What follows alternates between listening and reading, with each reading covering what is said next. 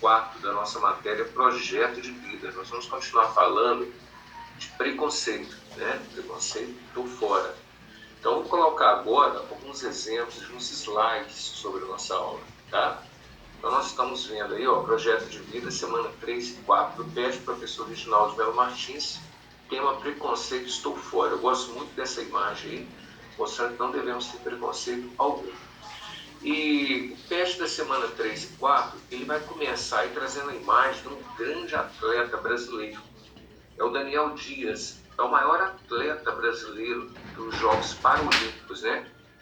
O que são os Jogos Paralímpicos? São aqueles jogos, é uma versão dos Jogos Olímpicos adaptada para atletas portadores de deficiência física ou mental. O Daniel, no caso, ele tem uma deficiência física, né? Falta os membros superiores, no caso, uma parte, né, do braço, das mãos.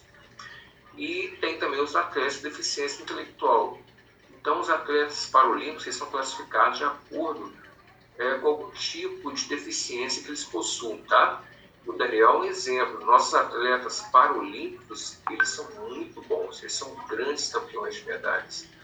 E as Paralimpíadas ocorreriam esse ano, tal qual as Olimpíadas, né? Primeiro ocorre as Olimpíadas, que será na cidade de Tóquio, no Japão, mas devido à Covid-19 foi adiada. Por consequência, também as Paralimpíadas também foram adiadas. Mas o Daniel Dias é um exemplo de superação. Tá? Ele venceu todos os preconceitos e venceu na vida. Agora eu vou falar um pouquinho com vocês. A gente vai entrar também numa outra matéria. O que é linguagem culta e o que é linguagem coloquial? Linguagem culta, gente, é uma modalidade responsável por representar as práticas linguísticas embasadas nos modelos de uso encontrados em textos formais. O que é um texto formal? É aquele texto que a gente deve evitar a gíria, deve usar as palavras com a concordância correta, com o sentido correto. É um texto formal, que qualquer um pode pegar esse texto e entender. Né? É um modelo que deve ser utilizado na escrita, sobretudo nos textos não literários, pois segue rigidamente as regras gramaticais em relação à concordância, de toda forma, concordância verbal e nominal, né, gente? A norma culta conta com maior prestígio social, normalmente associado ao nível cultural do falante. Quanto maior a escolarização, maior a adequação da linguagem padrão. Um exemplo da linguagem culta, por exemplo, a gente vê um texto jurídico, um advogado falando, né? Na verdade, a maioria das pessoas quase não entendem o que está escrito ali, porque eles usam muitas normas do direito. Né? São textos com uma linguagem bastante culta. Então, exemplo da linguagem formal. Eu trouxe para vocês aí uma charge, né, para exemplificar, para entender mais fácil do que a linguagem culta. Nós temos aí um empresário, pode ser um empresário, um advogado, conversando com um surfista. Ele falou: veja que belos movimentos elípticos fazem essas ondas, meu caro amigo. Pegá-la-emos nesse instante ou mais tardiamente. Ele usou a linguagem totalmente culta, né? A gente vê que é uma pessoa que com certeza deve ter bastante estudo e é uma pessoa que usa a linguagem culta, né, para se expressar. Agora nós temos a linguagem coloquial, é a linguagem que a gente usa no nosso dia a dia, quando vai conversar com um coleguinha, né? A linguagem coloquial é aquela utilizada em nosso cotidiano, quer dizer, no nosso dia a dia, nas situações em que o nível de formalidade é menor. Não tem tanta exigência de ser um texto formal. Portanto, requer menor adequação às regras gramaticais. A linguagem coloquial ou linguagem popular é mais dinâmica, quer dizer, a gente usa com mais frequência, né, gente? Sendo marcada por grande fluidez verbal, já que não existe preocupação excessiva com a norma padrão da língua.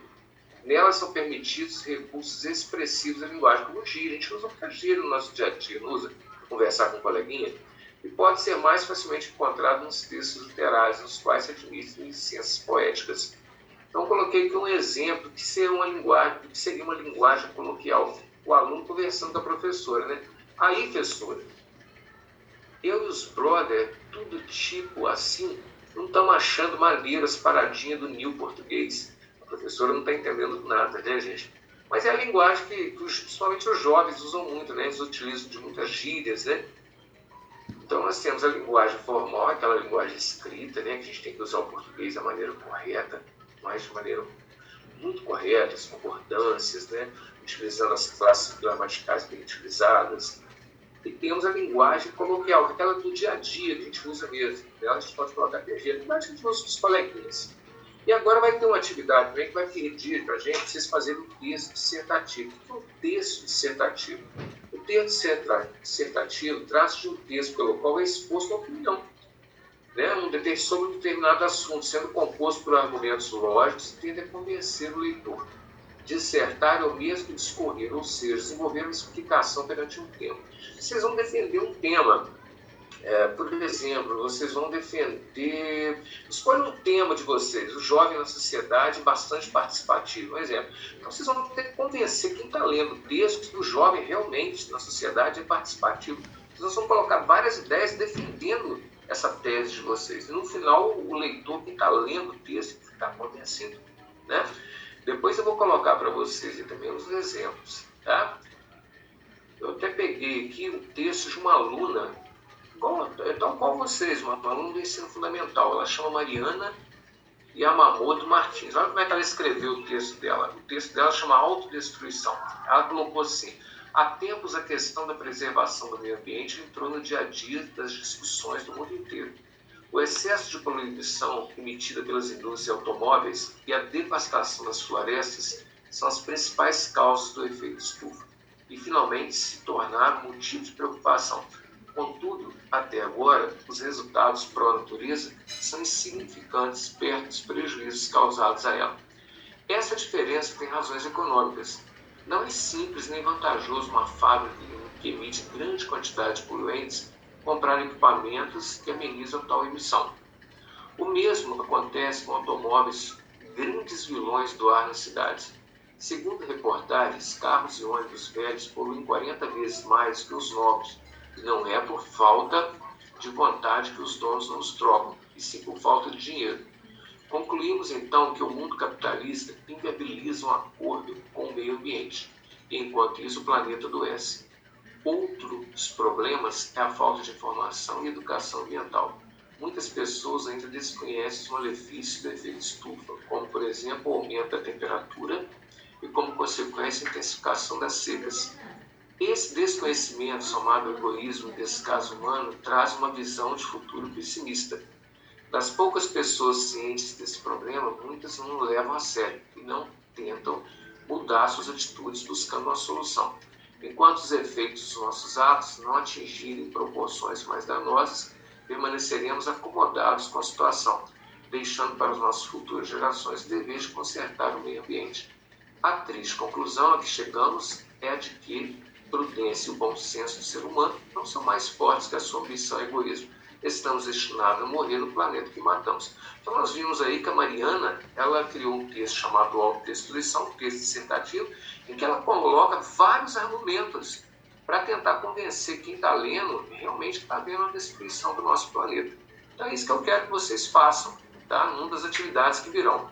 Agora eu vou colocar aqui para gente as atividades da semana 3 e 4. Primeiro vem um texto, né, que vai falar sobre Daniel Dias, uma história de superação. É aquilo que eu falei com vocês. Ele é um atleta, grande atleta paralímpico brasileiro, né, vencedor de várias medalhas nas Paralimpíadas e em outras competições. A gente está vendo na foto. E ele superou muito, né? Por quê? Porque com todas as limitações ele se tornou-se um campeão. Depois nós estamos vendo aí a história de um outro atleta. Ele é um atleta da Austrália, o país Austrália. É Nick Vujicic, né? Ele também foi um atleta que superou muito as suas limitações. Vocês veem que falta aí os membros superiores e inferiores, e assim mesmo ele venceu, né? Agora, propriamente, nós vamos entrar aí na semana 3 e 4, que vai misturar um pouquinho de matemática, um pouquinho de língua portuguesa. Vamos lá? Então, resgatando os conhecimentos. Qual que vai ser a atividade 1? A atividade 1 é que após a leitura do texto, vocês vão ler o texto que fala sobre Daniel, sobre o texto que fala sobre esse atleta paralímpico australiano também, e depois vocês vão responder algumas coisinhas. Como nossa sociedade ainda vê a deficiência? Como você acha que a sociedade ainda vê a deficiência? Vê com bons olhos, vê com muito preconceito? Está mudando um pouco? Aí vai ser de acordo com vocês, de acordo com o texto. Existe preconceito com os deficientes? Vocês acham que existe? Você tem alguma deficiência? Se sim, como enfrenta essa realidade? Se não, como você acha que enfrentaria caso você tivesse? Né, de a gente colocar no lugar do outro, né? Aí depois pede para a gente assim, por isso que eu falei de texto dissertativo, é aquele texto que você vai colocar várias teses, opiniões, né? Você vai colocar ali várias teses, argumentos, né? Você vai dissertar com vários argumentos sobre um texto que você vai defender para tentar convencer quem está lendo aquela ideia que você está expondo. Então, agora no seu caderno ou em uma folha, vamos fazer no caderno, né? Faça um texto dissertativo baseando nos 4 pontos da reflexão acima. Né? A gente vai fazer uma reflexão, depois a gente vai fazer um texto defendendo essa ideia nossa. A nossa atividade 2, né, que vai começar aqui no finalzinho aqui, é atitudes e comportamentos evitam o preconceito. A gente sabe que evita, né, gente? Com uma régua, vocês vão fazer um risco vertical, né? Vocês vão pegar a régua de vocês, vão fazer assim, ó, dividindo a linha em 2 colunas, ok? E o que vocês vão colocar nessas 2 colunas? Aí vocês vão colocar para mim o seguinte, na primeira coluna, vocês vão colocar assim, como eu ajo na minha comunidade. Aí tem até um exemplo aí, né, gente? Como eu posso agir na minha comunidade? Por exemplo, cumprimentando meus vizinhos, é um ato bacana, né? E como devo agir? Uma coluna da esquerda você vai colocar como se age hoje em dia na sua comunidade. E na coluna da direita vocês vão colocar como vocês devem agir. Então, exemplo, participar das ações comunitárias. Aí você não participa ainda, então você vai participar. Você vai colocar outros exemplos. Hoje em dia, o que você faz na sua comunidade? Eu preservo, por exemplo, as áreas públicas, como você faz hoje. Como você pode fazer futuramente? Eu posso ajudar a preservar, a conscientizar meus coleguinhas a não destruir, né?